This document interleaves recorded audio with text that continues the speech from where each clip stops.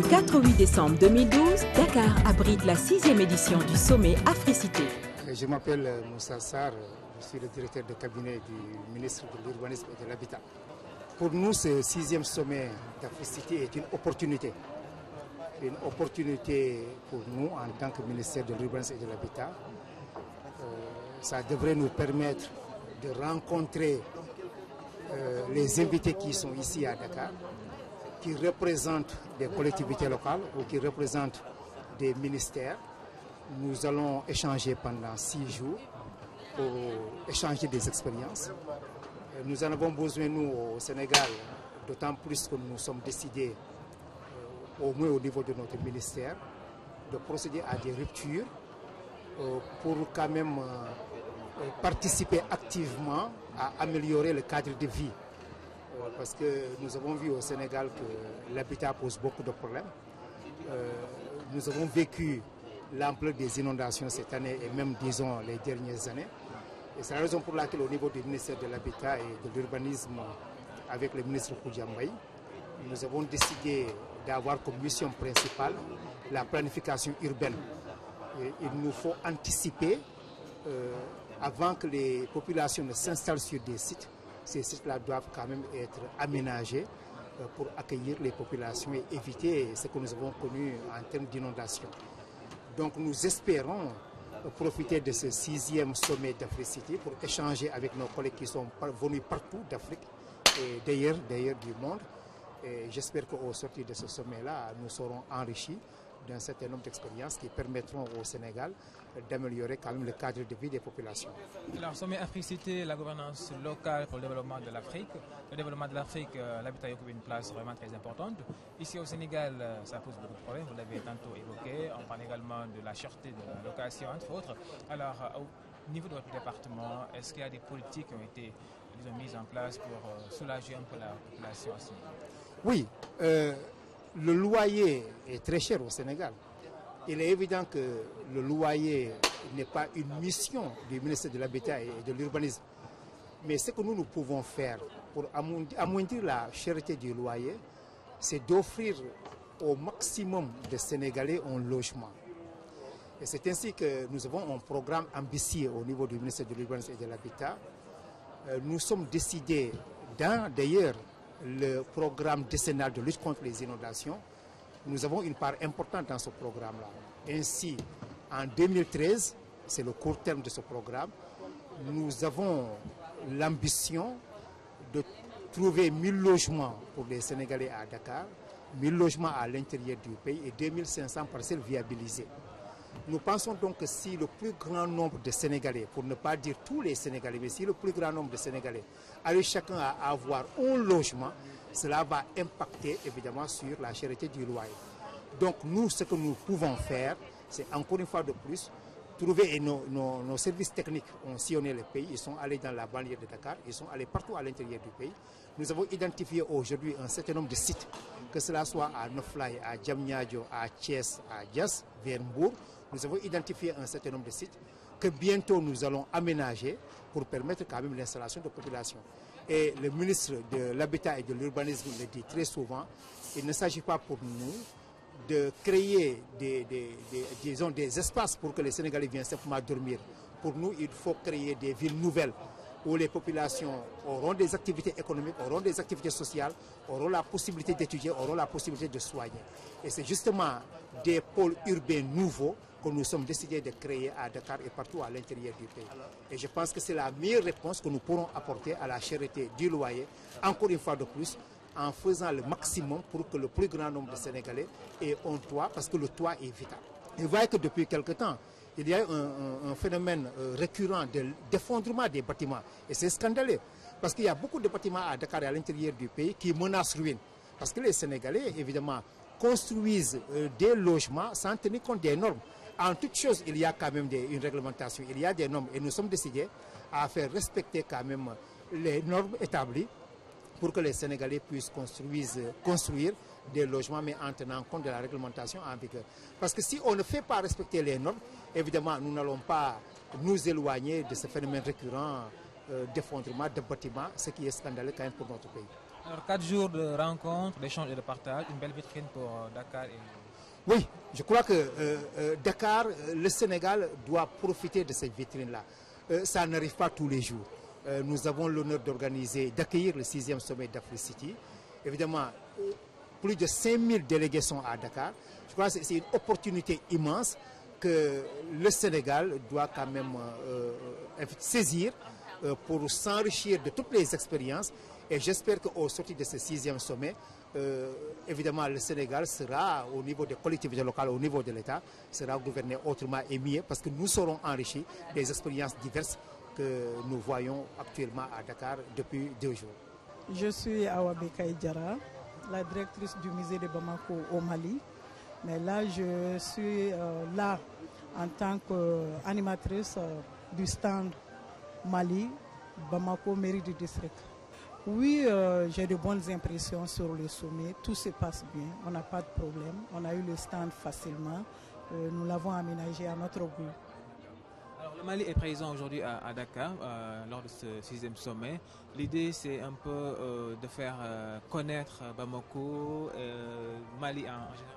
Oui, l'idée, c'est de faire connaître Bamako à l'horizon 2030. C'est ce qu'on expose d'ailleurs sur le stand de la mairie du district. Mais il y a une partie aussi, l'association des municipalités du Mali.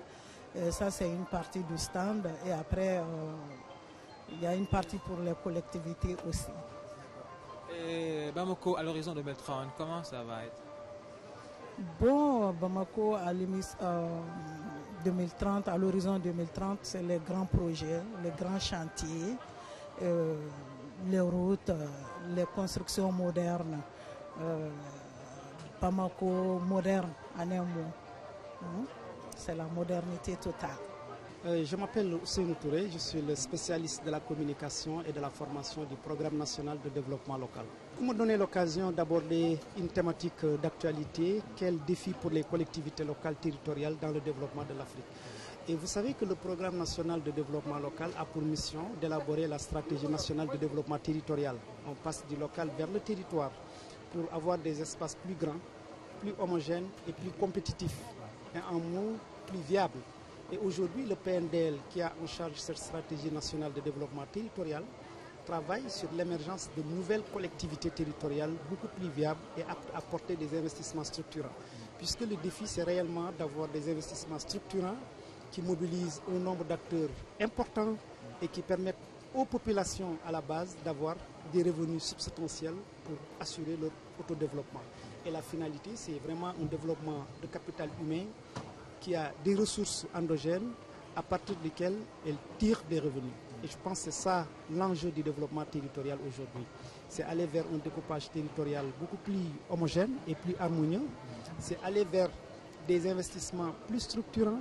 C'est aller vers des ensembles plus compétitifs. Et je pense que le PNDL a une mission forte à ce niveau, puisque je viens de vous le dire, le jalon du développement local va passer au développement territorial.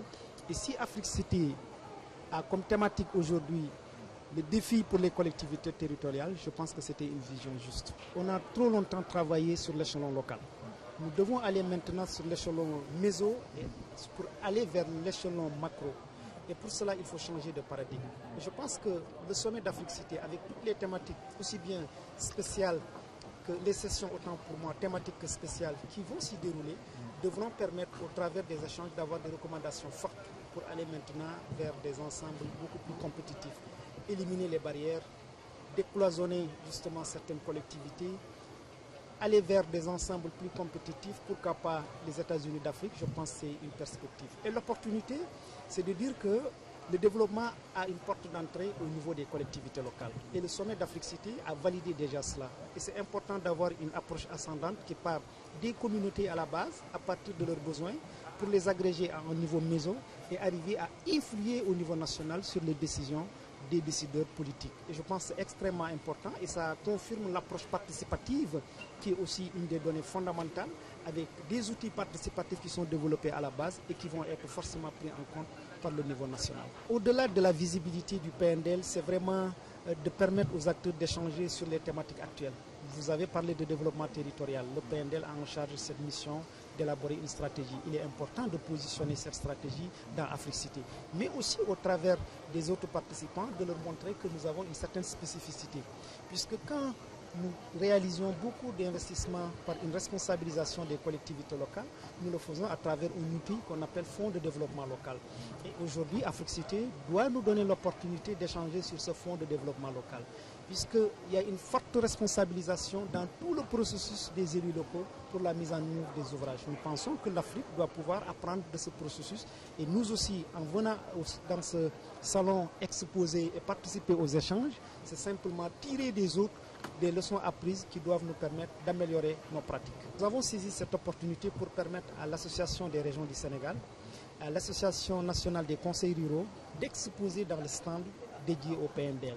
Nous avons fait cela puisque nous savons que le salon appartient aux élus locaux. Nous avons voulu céder de la place aux élus locaux pour leur permettre de s'exprimer et d'avoir justement des contacts avec leurs homologues du Nord, du Sud, etc. et de la diaspora. Donc effectivement, c'est une belle vitrine pour le programme national de développement local, d'assurer non seulement sa visibilité, mais de permettre aux élus de participer. N'oublions pas que nous avons pris en charge 30 élus au niveau des différents ordres de collectivités locales pour assurer leur présence participative au niveau du sommet et très active, leur permettant d'échanger avec les acteurs. Maxence Toris, département du Nord, donc en France, en coopération avec le département de Dagana depuis maintenant 2004. Voilà, et M. Ndoye qui est à mes côtés, le représentant de nos partenaires sénégalais. Alors aujourd'hui, on a ouvert à Dakar le 6e sommet de l'Africité. Alors on parle un peu de bonne gouvernance locale pour le développement de l'Afrique. Alors vos premières impressions par rapport à ça? Alors on place beaucoup d'espoir en Africité parce que la gouvernance c'est effectivement une thématique que l'on développe depuis de nombreuses années avec nos partenaires sénégalais, mais aussi avec nos 3 partenaires guinéens et camerounais. Et l'idée d'Africité pour nous, c'est de faire venir tous nos partenaires pour justement échanger autour des bonnes pratiques pour la bonne gouvernance, quelles que soient les sous-thématiques, la santé, l'éducation, etc. Et c'est quoi les bonnes pratiques? Les bonnes pratiques, ça commence par des petites choses toutes simples. C'est bien se former, bien s'informer, ne pas rester enfermé. Une collectivité seule en matière de gouvernance ou de développement, elle est perdue. Une collectivité sur un territoire qui travaille avec d'autres collectivités comme à Dagana, elle est plus forte. Une collectivité qui travaille avec d'autres collectivités africaines, elle est encore plus forte et elle peut partager des bonnes pratiques en termes de gouvernance. L'apport aux populations, on a surtout un axe fort qui est celui de la santé.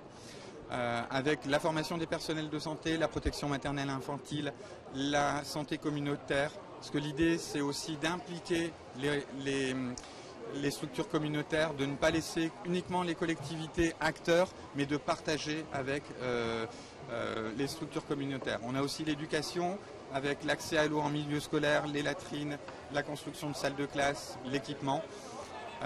Et on a un volet qui a été marqué par un très grand événement récemment, la semaine dernière, qui est le volet culture, avec la première édition d'un festival. Donc le festival, c'est une manifestation culturelle au niveau du département de Dagana. C'est une grande première pour le département. Toutes les collectivités et les acteurs culturels se sont fédérés pour faire leur propre manifestation.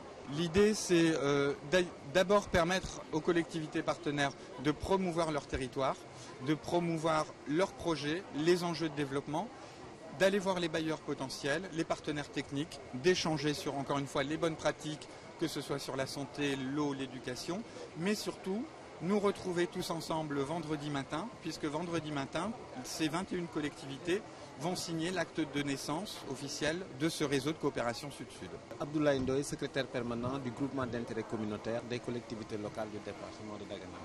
Département bi dafa boole fukki ak benn gox-goxaan yoo xamante ni dañu lëkkaloo ak conseil général du Nord bi nekk benn gox-goxaan boo xam ni ci département la bu nekk en France. ci kaw loolu mu am ñeneen ñoo xamante ni aussi ci biir Afrique ay Camerounais muy juróom benni gox-goxaan yu nekk Menoua ci département la benn département Cameroun ak ñu nekk Guinée ñetti commune ak communauté rurale yoo xamante ni dañu boole suñu bopp ci benn réseau de coopération. Africité bi nii doon benn maanaam occasion pour ñun ñu boole suñu doole li nga xamante ni ñi ngi koy jëflante ci wàllu coopération muy ay axe de gouvernance appui institutionnel santé action sociale wàllu éducation maanaam jàngale mi wàllu culture caada beeg cosaan bi ak wàllu développement économique local et même développement durable mu doon ay xalaat yoo xamante ni xëy na ñun ñëpp bokk ñu yem gis-gis wala bokk ñu yem ay pexe bokk ñu yem doole gis nañ ni lëkkaloo bi dina tax ñu mën a weccante xalaat dina tax ñu mën a sottante xalaat pour que ñu li ñu jàpp mu nga xamante ni moom mooy développement humain ak développement territorial bi ñu mën a du ay solutions pour les populations.